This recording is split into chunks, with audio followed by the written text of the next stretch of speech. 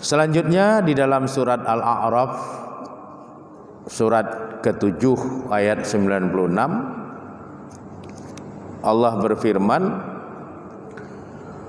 walau anna ahlal qura, walau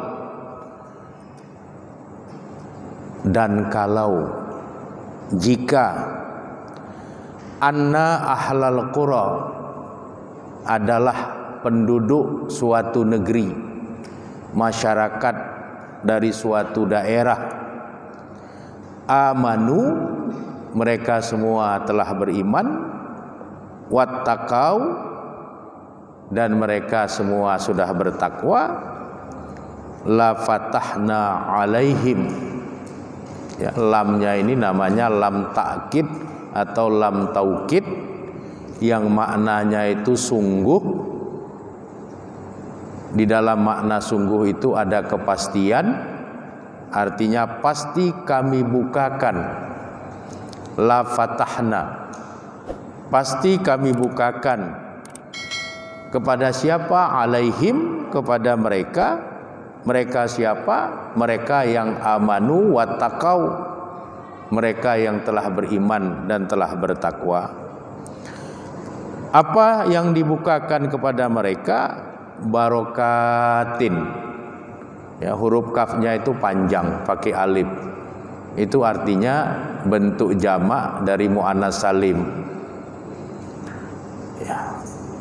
Yang dibukakan atas mereka itu adalah barokatin, artinya berbagai macam keberkahan. Bukan hanya satu keberkahan, tapi berbagai macam keberkahan. Minas samai, dari langit, wal ardi, dan juga dari bumi. Kalau semua orang sudah beriman, kalau semua orang sudah bertakwa, maka keberkatan itu akan Allah bukakan pintunya, sehingga langit menurunkan keberkahan, bumi mengeluarkan keberkahan. Keluar minyak, keluar gas, keluar batu bara, keluar nikel, keluar besi, keluar tembaga, keluar timah, keluar uranium, bahan dasar nuklir, sehingga orang akan hidup dalam gelimang kemakmuran. Tapi kata kuncinya amanu wattaqau, mereka beriman, mereka bertakwa.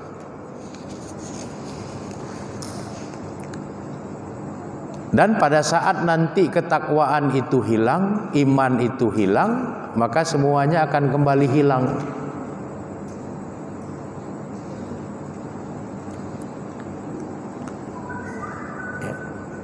Iman tanpa ketakwaan itu tidak akan bisa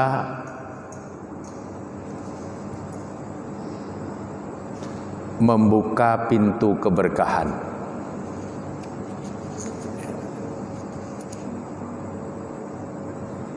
Orang juga tidak akan bisa menjadi takwa kalau dia tidak punya iman. Makanya antara amanu dengan takau itu dipisahkan oleh waw atop nasak. Waw atop nasak itu salah satu fungsinya ada keterikatan antara yang disebut terkemudian dengan yang disebut lebih awal.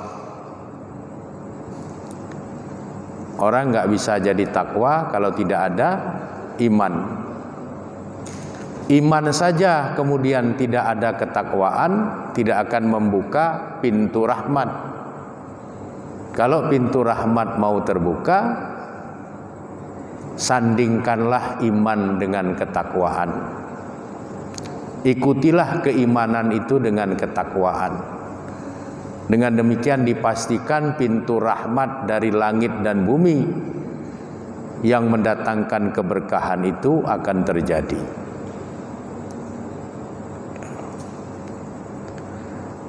Walakin kazzabu, tetapi mereka mendustakan ayat-ayat kami. Pada saat mereka tidak beriman, pada saat mereka tidak bertakwa, mereka mendustakan imannya, mendustakan ayat-ayat Allah sehingga tidak mau bertakwa. Fa akhaznahum, maka kami siksa mereka bima kanu yaksibun, sesuai dengan apa yang telah mereka kasabkan, sesuai dengan apa yang telah mereka kerjakan atau usahakan.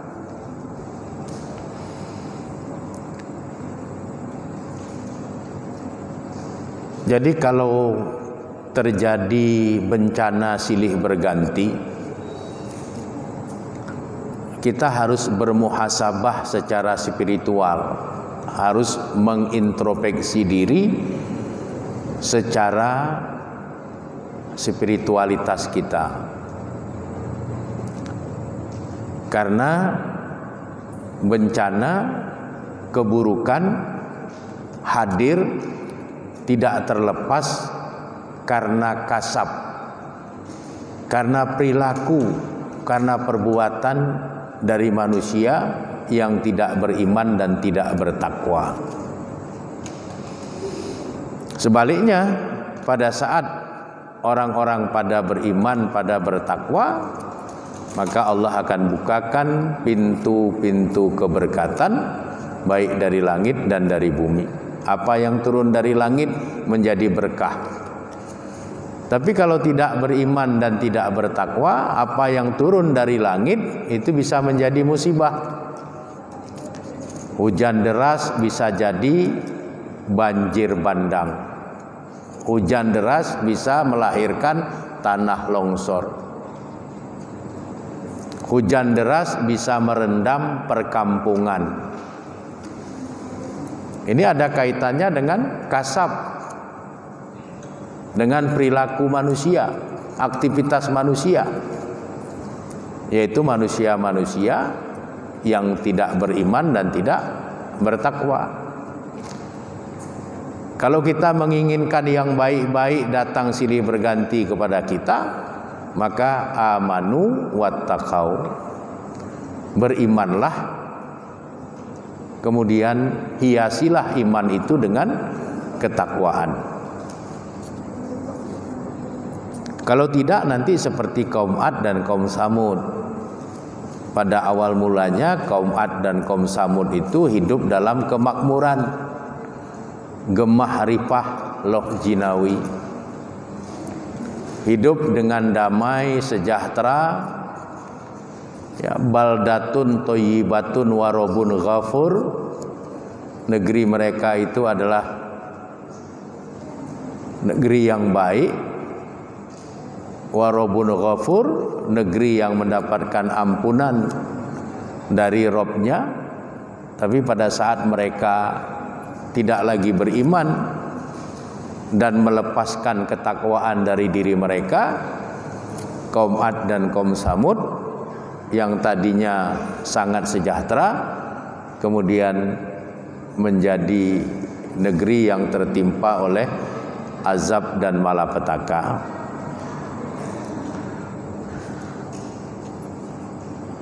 Kemudian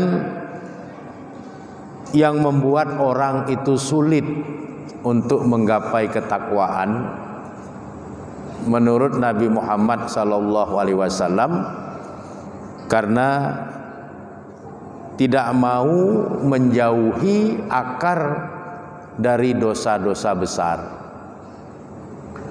Akar dari dosa-dosa besar itu, kata Nabi, ada 3, dan itu harus kita jauhi kalau kita ingin menjadi hambanya yang bertakwa.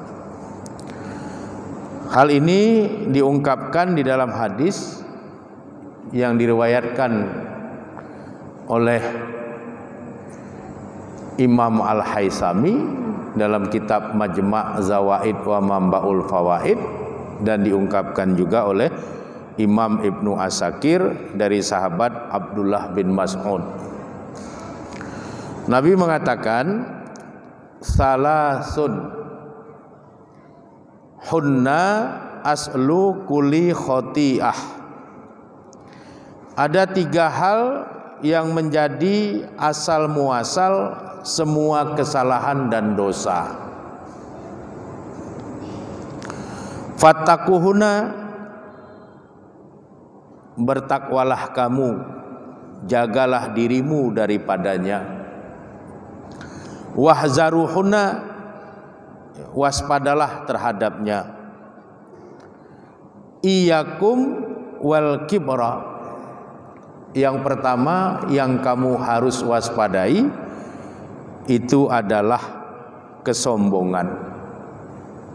Karena kesombongan itu akar dari semua kesalahan dan dosa. Kemudian Nabi mengatakan, fa inna iblisa hamalahul kibru ala alla yasjuda Adam. Karena sesungguhnya iblis itu dengan kesombongannya telah menolak sujud memberikan penghormatan kepada Adam.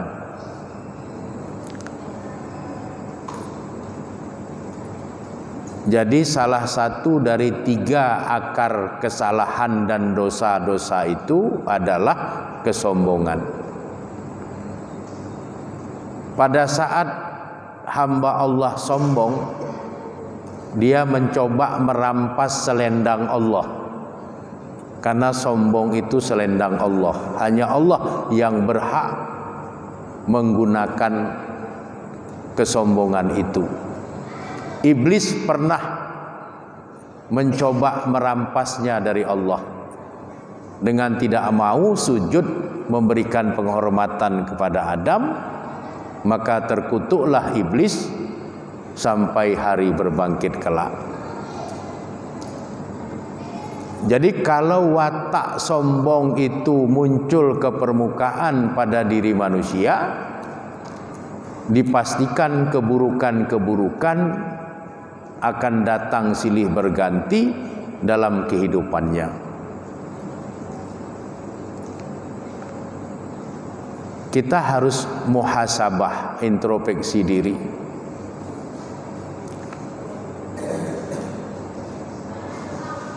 Banyak penyakit yang sampai hari ini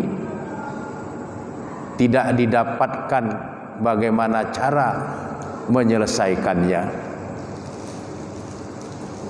Virus HIV/AIDS sampai hari ini belum ditemukan obatnya. Virus corona sampai hari ini belum ditemukan vaksin yang tepat karena dia bersifat mutan, terus berubah-ubah bentuk dengan sifat yang berbeda-beda.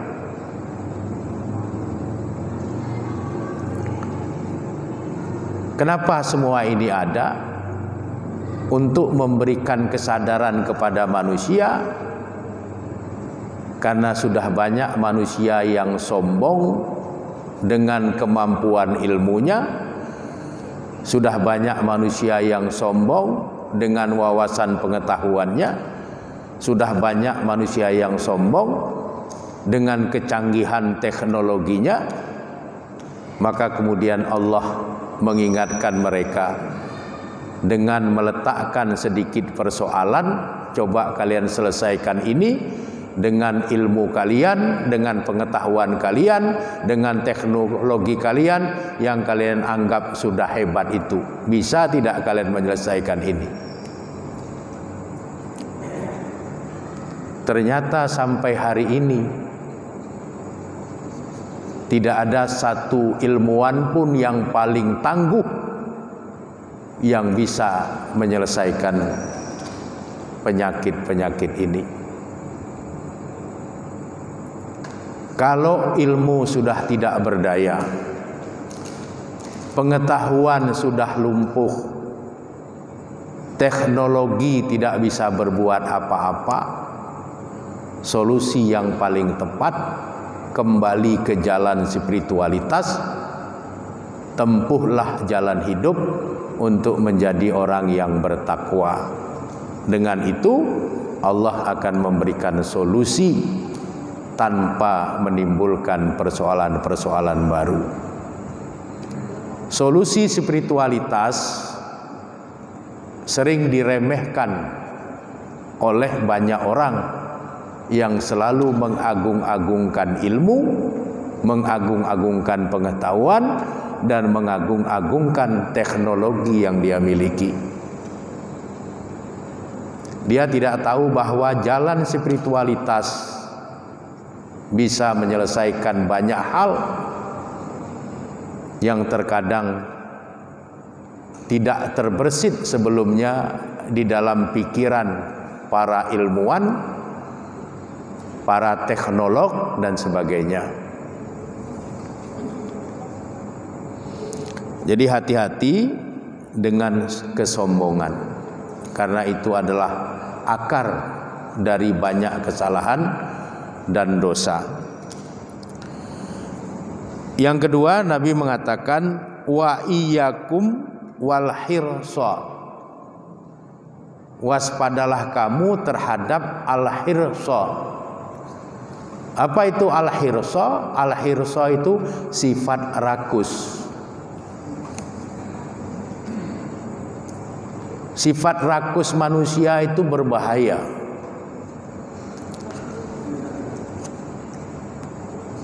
Masih banyak daging sapi, masih banyak daging ayam, daging kelelawar dimakan. Kenapa rakus?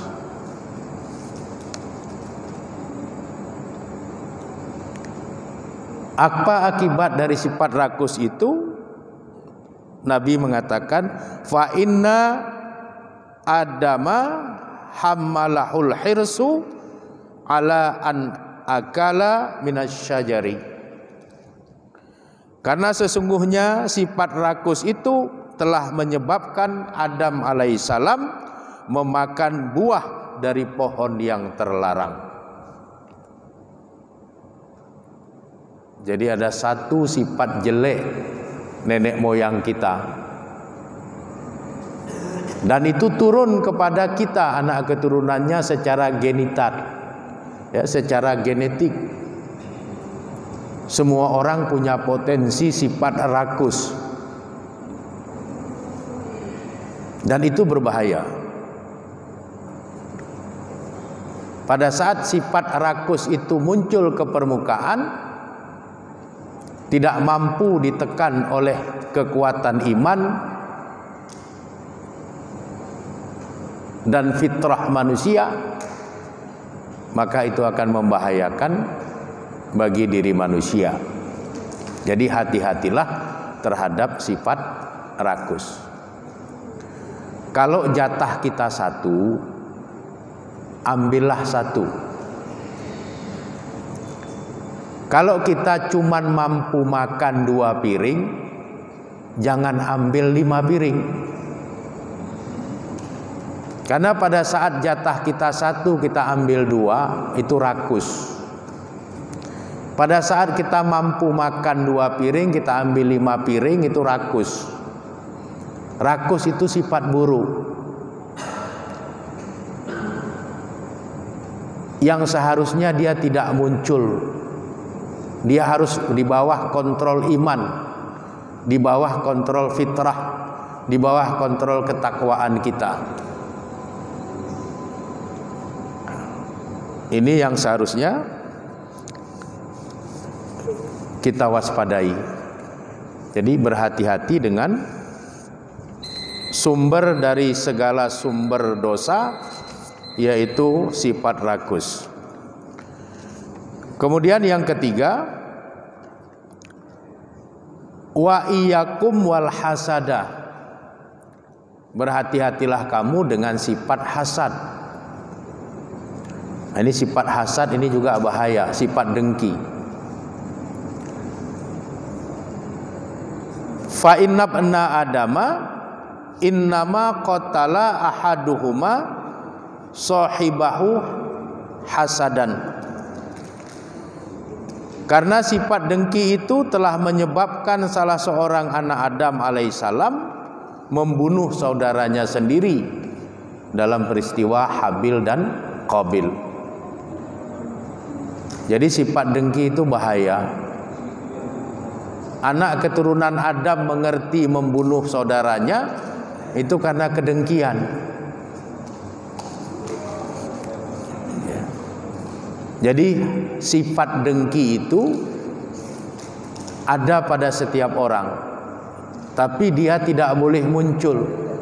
Dia harus ditekan oleh kekuatan iman, harus dikontrol dengan fitrah kesucian manusia, dia harus dikendalikan dengan ketakwaan para hamba Allah. Kalau tidak, sifat dengki itu akan sangat berbahaya, karena itu adalah salah satu dari 3 akar kesalahan dan dosa yang sering terjadi pada anak keturunan Nabi Adam alaihissalam. Kemudian di dalam surat At-Tolak ayat 2 dan 3, surat At-Tolak ini surat yang ke-65,